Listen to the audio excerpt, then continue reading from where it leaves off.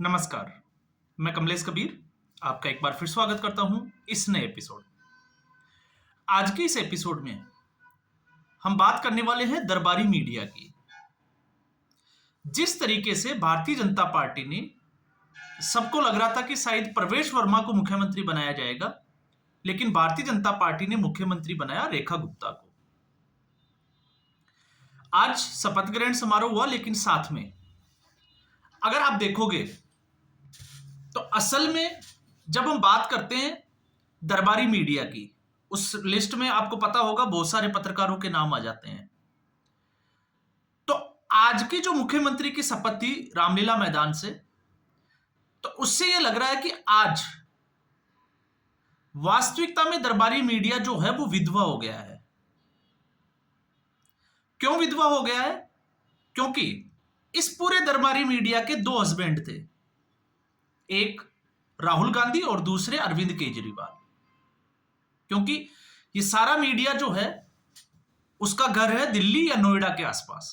तो ऐसी स्थिति में राष्ट्रीय पार्टी कांग्रेस पार्टी और फिर उसके बाद में आता था दिल्ली की पार्टी अरविंद केजरीवाल। अब दोनों सत्ता से बाहर हो गए। राहुल गांधी लगातार हो रहे थे, तो मीडिया इन जो पत्रकार थे इनको लग रहा था कि अरविंद केजरीवाल से उनका काम चलता रहेगा। अब जब मैं ये कहता हूं तो उसके पीछे के आप समझोगे तो आपने देखा पुण्य प्रसून वाजपेयी जो किस तरीके से एक स्क्रिप्टेड इंटरव्यू करते हुए उनका जो है वो वीडियो वायरल हो गया था। इसके अलावा दूसरे पत्रकारों का, अभिसार शर्मा का तो आपको पता ही है, न्यूज क्लिक वालों का क्या हालचाल है। अजीत अंजुम का भी आपको पता है, इनको जो है वो ऐड दिया जाता है, विज्ञापन के पैसे मिलते हैं, तो तमाम तरह की जो है वो चीजें। और आप सोचो कि एक खास तौर से जो मतदाता होता है उसको इन्फ्लुएंस करने के लिए इनको कितना पैसा दिया जाता होगा। और जब मैं ये बात करता हूं तो इसका सबसे बड़ा वो सबूत है यूएसएआईडी जो अभी चल रहा है, कि जिस तरीके से लोकसभा चुनाव में बहुत सारा पैसा खर्च कर कर जो मोदी के फेवर की बात करने वाला जो मीडिया था, या जिसको कहें कि राष्ट्रभक्ति की बात करने वाला मीडिया था, उनके व्यूज को घटा दिया गया था और इनके व्यूज को जो है वो बढ़ा दिया गया था, ट्रैफिक दे दिया गया था। ये इसका सबसे बड़ा जो है वो एक उदाहरण है। अब ऐसी स्थिति में जब मैं ये कहता हूं तो इनका दूसरा पति जो अरविंद केजरीवाल था, अब वो सत्ता से बाहर हो गया और अब ये पूर्ण रूप से जो है वो दिल्ली और नोएडा में बैठे जितने भी जो पत्तल चाटने वाले पत्रकार हैं, जिनको पत्तलकार की श्रेणी दी जाती है, वो सारे के सारे विधवा श्रेणी में आ चुके हैं। इसलिए आपने देखा होगा जैसे ही रेखा गुप्ता का नाम कल अनाउंस हुआ, उसके बाद से इसमें विलाप होना शुरू हो गए। अब इसमें एक बड़ी चीज जो समझने वाली है, जो निकल कर आई कि हम सब लोग देख रहे थे कि रेखा गुप्ता जो है वो एक महिला है और भारतीय जनता पार्टी ने महिला होने के नाते उनके ऊपर दांव खेला है। लेकिन ये महिला नहीं है, ये तो योगी आदित्यनाथ से ज्यादा फायर ब्रांड है। क्योंकि इससे पहले वास्तविकता में अगर आप देखोगे तो मुझे लग रहा था कि शायद नुपुर शर्मा को भारतीय जनता पार्टी को आगे लाना चाहिए, लेकिन ये नुपुर शर्मा से भी रेखा गुप्ता 2 कदम आगे दिखाई देती है। और उसकी पहचान किसने कराई? जो लोग नहीं जानते थे, इस देश की जनता जिसके बारे में नहीं जानती थी, उस बारे में ये पूरा मीडिया जो है वो अभी आपको पता होगा वीडियो बना रहा है। कोई जो है वो गाली वाली सीएम का जो है वो थंबनेल देकर वीडियो बना रहा है, कुछ जो है वो और तरीके से जो है वो रेखा गुप्ता को घेरने की कोशिश कर रहे हैं और उनके पुराने ट्वीट जो है वो बाहर निकाले जा रहे हैं। तो इससे आप अंदाजा लगा सकते हो कि रेखा गुप्ता जो है वो किस तरीके की मुख्यमंत्री होने वाली है। तो एक हिसाब से अगर आप देखोगे तो आज के समय में आपने देखा होगा जब जब नरेंद्र मोदी के ऊपर अटैक किया जाता है और नरेंद्र मोदी अगर उसका जवाब नहीं देते हैं, तब तब जनता का जो नरेंद्र मोदी को वोट देने वाले हैं उनका विश्वास डगमगा जाता है। और उसका बेस्ट एग्जांपल, किसी और स्टेट की मैं बात नहीं करता, आप पश्चिमी बंगाल में जिस तरीके से भारतीय जनता पार्टी, आप देखा होगा नरेंद्र मोदी की रैलियों में भीड़, और जनता वहां की बदलाव चाहती है, लेकिन डर, क्योंकि उनको लगता है कि भारतीय जनता पार्टी जो है वो जिस तरीके से ठोस कदम उठाने चाहिए पश्चिमी बंगाल में, उस तरीके के ठोस कदम नहीं उठा पा रही है। उनके कार्यकर्ताओं की हत्याएं कर दी जाती है। जो सीबी, सीआईडी या ईडी जैसी संस्थाएं को जब लोग वहां जाते हैं तो उनके ऊपर जो है वो हमला कर दिया जाता है, और फिर भी भारतीय जनता पार्टी, केंद्र की सरकार जो है वो बेबस नजर आती है। तो ऐसी स्थिति में जो है वो स्थिति डामाडोल हो जाती है। लेकिन जैसे ही आपने देखा होगा योगी आदित्यनाथ फायर ब्रांड नेता के रूप में, जब वो ये कहते हैं कि माफिया को मिट्टी में मिला देंगे, या फिर वो कहते हैं कि बटोगे तो कटोगे, वो कहते हैं कि वक्फ की जो जमीन जिन लोगों ने हथिया रखी है वक्फ के नाम से, उनसे एक एक इंच जमीन का हिसाब लिया जाएगा। तो इससे जो है वो उन लोगों में जो इनके फॉलोवर्स है उनमें उत्साह की जो वृद्धि है या उत्साह जो है वो बढ़ता हुआ देखा जा सकता है। तो इसलिए मैंने कहा है, आपने देखा होगा, फिर चाहे वो कपिल मिश्रा हो, इस कैबिनेट में ये बहुत सारी चीजें अब जो है वो सिमिलर सी। और इस बार जो है जिस तरीके की रणनीति पर अब चीजें जब निकल के आ रही है, तो आप मान के चलिए कि अरविंद केजरीवाल को ये जीने देने वाली पार्टी के जो नेता है वो नहीं है।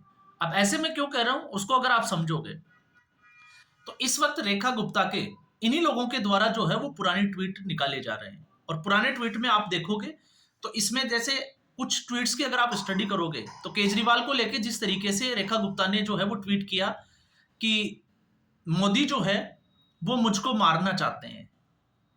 तो जब अरविंद केजरीवाल से जो है वो ये पूछा गया कि आपको क्यों लगता है कि नरेंद्र मोदी आपको मारना चाहते हैं, तो केजरीवाल के आगे वो लिखते हैं कि उन्होंने मोदी को जो है वो बाजार से जिसको कहें कि लाल हिट खरीदते हुए देखा।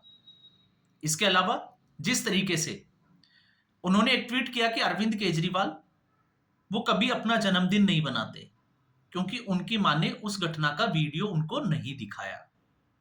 इसके अलावा जिस तरीके से उन्होंने जनता का नाम लेकर सीधे तौर से कहा कि दिल्ली की जनता जो है वो उनको उसकी वापस जो है वो कोख में भेज देगी। तो इस तरीके का तीखा हमला किया गया रेखा गुप्ता के द्वारा। तो इससे आपको पता चलता है कि रेखा गुप्ता का राजनीतिक कैरियर कैसा रहा होगा। तो अगर किसी को लग रहा है कि महिला है, शांत स्वभाव की होगी, या ऐसा नहीं, महिला है लेकिन जवाब देने वाली ये महिला है। तो इस तरीके की जो है वो बहुत सारी, इसमें आपने ये भी देखा होगा उनका एक ट्वीट और है कि सर्जिकल स्ट्राइक को अरविंद केजरीवाल को घेरते हुए कि सर्जिकल स्ट्राइक के ऊपर जो है वो सबूत मांगने वाले चिकनगुनिया की रिपोर्ट तक कोर्ट में पेश नहीं कर पाए। अरविंद केजरीवाल के ऊपर इस तरीके का हमला, और वो भी बार बार, और कई जगह तो कमीना वर्ड भी जो है वो यूज किया गया है। और ठीक ऐसे ही राहुल गांधी को भी घेरा गया। तो राहुल गांधी को किस तरीके से घेरा गया, जिस तरीके से कांग्रेस पार्टी ने प्रधानमंत्री नरेंद्र मोदी को गाली दी थी नीच कहकर। तो ऐसी स्थिति में उनका जवाब था गुजरात को लेकर कि राहुल गांधी जो है वो उच्च कोटि के लोग हैं। और दूसरा उनका एक ट्वीट और है कि चाय से ज्यादा तो इस देश में जो है वो कांग्रेस उबल रही है। तो इस तरीके के ट्वीट आप समझ सकते हो कि मुख्यमंत्री जो है वो रेखा गुप्ता किस तरीके की साबित होने वाली है। इसका जो है वो एक छोटा सा पैमाना जो है वो देखने को मिलता है, जिसके ऊपर हम इसका आकलन कर सकते हैं।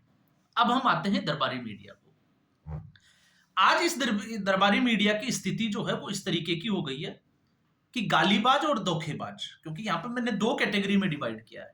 अगर इनको लगता है कि रेखा गुप्ता जो है वो एक गालीबाज मुख्यमंत्री है, तो फिर दिल्ली की जनता को गालीबाज मुख्यमंत्री चाहिए या धोखेबाज मुख्यमंत्री चाहिए। यह भी जो है इसमें भी बहुत बड़ा एक विश्लेषण करने की, एक आकलन करने की जरूरत है। क्योंकि जिस तरीके से अरविंद केजरीवाल ने अन्ना हजारे के नाम पर सबसे पहले दिल्ली की जनता को इमोशनल ब्लैकमेल किया, उनकी भावनाओं का फायदा उठाया, और फिर उसके बाद में लगातार 11 साल तक एक के बाद एक झूठ बोलकर, प्रोपेगेंडा, नौटंकी आप कह सकते हो, ड्रामेबाजी कह सकते हो, और लगातार जो है वो दिल्ली की जनता को ठगा, और लगातार जो है वो ठगने की कोशिश करते रहे। और अब तक जब उन्होंने 2020 के बाद में लगातार जो है वो चाहे भ्रष्टाचार का मामला हो या तमाम तरह के, लेकिन उसके बावजूद जो है वो बेशर्मी की एक हद पार की। तो उससे आपको लगता, आपको आकलन करना चाहिए कि दिल्ली को मुख्यमंत्री किस तरीके का, तो फिर इससे अच्छा धोखेबाज के बजाय जो है वो दिल्ली का मुख्यमंत्री अगर गालीबाज है तो वो ज्यादा अच्छा है, अगर आप इसको कंपेयर करते हो। अगर ये लोग कंपेयर करते हैं आतिशी मारलेना के साथ, तो आतिशी मारलेना के साथ कंपैरिजन में अगर आप आओगे तो फिर आतिशी मारलेना की क्या इज्जत की अरविंद केजरीवाल ने। सीधे तौर से कहा कि वो एक टेम्परेरी मुख्यमंत्री है, वो खड़ाऊ वाली मुख्यमंत्री है, उनको मुख्यमंत्री की कुर्सी पर बैठने नहीं दिया गया, वो कुर्सी खाली छोड़ी गई अरविंद केजरीवाल के लिए। तो उनको एक कमजोर सीएम, तो फिर आपको कमजोर सीएम और एक गालीबाज सीएम जो है उसको भी फर्क को समझना चाहिए। और फिर हम आते हैं गाली वाली बात पे कि आखिर इस देश में गालीबाज कौन है। तो गालीबाज की अगर हम बात करें, तो अगर विपक्ष का कोई नेता, चाहे वो नरेंद्र मोदी हो, भारतीय जनता पार्टी हो या और किसी के बारे में कोई भी शब्द यूज करता है, चाहे वो प्रधानमंत्री नरेंद्र मोदी को मौत का सौगात सौदागर बोलते हो, चाहे हिटलर, तानाशाह, नीच तक बोला गया, उनको डंडे मारेंगे, कुत्ते की मौत मरेगा, इस तरीके की जो शब्दावली विपक्ष के द्वारा यूज की गई, वो इन दरबारी मीडियाओं को हेल्पिंग वर्ब नजर आती है। और ये खुद की भाषा शैली की अगर हम बात करें, तो आप इनके थंबनेल को देखें तो आपको आइडिया लगेगा कि इनकी खुद की भाषा शैली, मोदी डर गया, मोदी का पसीना छूट गया, कई जगह तो आपको देखने को मिलेगा ऐसे वर्ड देखने को मिलेंगे जहां पर पेशाब निकल गया तक के वर्ड जो है वो इन लोगों के द्वारा यूज किए गए हैं। तो अब इनको ये लग रहा है कि राहुल गांधी तो गए ही थे, इनको सारी बुराइयां जो है वो भारतीय जनता पार्टी में ही नजर आती है। ये उस चश्मे से जो है वो देख ही नहीं पाते कि इस देश में जो है वो चल क्या रहा है, लोग जो है वो क्या चाहते हैं। इनको सिर्फ अपनी रोटी चलानी है, इनको अपनी मलाई चाटनी है, इसके लिए किसी के तलवे चाटने पड़े तो ये लोग जो है वो तलवे चाटने के लिए भी तैयार है। लेकिन अब जब ये दिल्ली में बैठे हैं, तो पहले इनको लग रहा था कि राहुल गांधी नहीं तो केजरीवाल सही, अब केजरीवाल भी नहीं है, तो अब इनको विज्ञापन कौन देगा? आप सोच के देखिए, इनको इन्फ्लुएंस करने के लिए पैसा कौन देगा, प्रोपेगेंडा चलाने के लिए पैसा कौन देगा? तो आप सोच के समझिए कि इन लोगों की तकलीफ जो है वो इस वक्त कितनी भारी है। तो भारतीय जनता पार्टी की सरकार बनने से, भारतीय जनता पार्टी की महिला मुख्यमंत्री रेखा गुप्ता का नाम आज इनको जो है वो प्रवेश वर्मा बहुत अच्छा लग रहा है कि प्रवेश वर्मा, इससे अच्छा तो प्रवेश वर्मा को सीएम बना देते, क्योंकि पुरुष होने के नाते ये लोग जो है वो दुनिया भर के उनको जो है वो तरीकों से कोसते रहते हैं, लेकिन अब महिला है, ये भी इनकी जो है वो बड़ी समस्या है। तो भारतीय जनता पार्टी की सरकार बनना, और वो भी दिल्ली में जहां पर ये लोग रहते हैं, तो आप समझ सकते हैं। इसलिए मैंने कहा है कि असल मायने में ये लोग जो है वो अब जाकर विधवा हुए हैं, क्योंकि पहले इनको लग रहा था राहुल गांधी नहीं तो अरविंद केजरीवाल सही, अब राहुल गांधी भी नहीं और अरविंद केजरीवाल भी नहीं। और जिस तरीके से भारतीय जनता पार्टी आगे की परिपाटी पर काम कर रही है, तो इनको लग रहा है कि आने वाले निकट भविष्य में 5 साल, 10 साल, 15 साल तक जो है वो अब इनको क्या होगा। तो ये लोग तैयार रहें इसी तरीके से। और जिन लोगों का मैं बात कर रहा हूं, अभिसार शर्मा, रवीश कुमार, आप इनके जो है वो कल के बाद की वीडियो उठाकर देखिए, तो आपको अंदाजा लग जाएगा कि वाकई में जो है वो मैं सही बात कर रहा हूं। इसके अलावा अशोक वानखेड़े, आपने देखा है जिस तरीके से वो एक्सरे करता है, खुद की बॉडी का एक्सरे किया होता तो शायद वो जो है उनके लिए फायदेमंद होता। वो भी उसी तरीके से जो है वो लगातार बात कर रहा है। तो आपने देखा होगा, लगातार चुनावों में भविष्यवाणी कर रहे हैं, मुंह की खा रहे हैं, लगातार जो है वो बिहार में सरकार गिरा रहे हैं, अब तक जो है वो कुछ नहीं हुआ। तमाम तरह की जो है वो नरेंद्र मोदी के बारे में अनाप शनाप जो है वो बातें करते हैं, और फिर जो है वो बात कर रहे हैं नैतिकता के आधार पे। तो अरविंद केजरीवाल ने जिस तरीके से अपनी नैतिकता खराब की, अपने आप को एक्सपोज किया, तो ये लोग उसी श्रेणी में आ गए, अपने आप को एक्सपोज कर रहे हैं। तो आज के एपिसोड में बस इतना ही। उम्मीद करूंगा वीडियो एपिसोड आपको पसंद आया होगा। वीडियो को लाइक करें, शेयर करें, चैनल जरूर सब्सक्राइब करें। धन्यवाद।